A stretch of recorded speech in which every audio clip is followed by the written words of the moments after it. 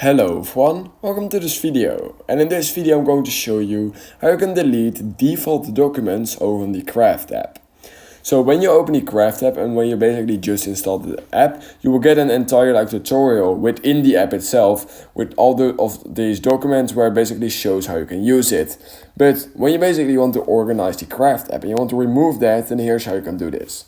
So all you need to do is hold down that document you want to remove and then scroll just a little bit down, and then right here you'll find delete, and you can simply click on move document to recently delete it. And we can right now see that all of those default documents are right now being deleted. That's all you need to do. You can simply do it for those 4, or maybe you have a little bit more, but you can simply do that. Scroll down again, click on delete, and also for the last one, and then you will notice that it will be a lot more clear because all of those default documents are gone, and that's basically all you need to do.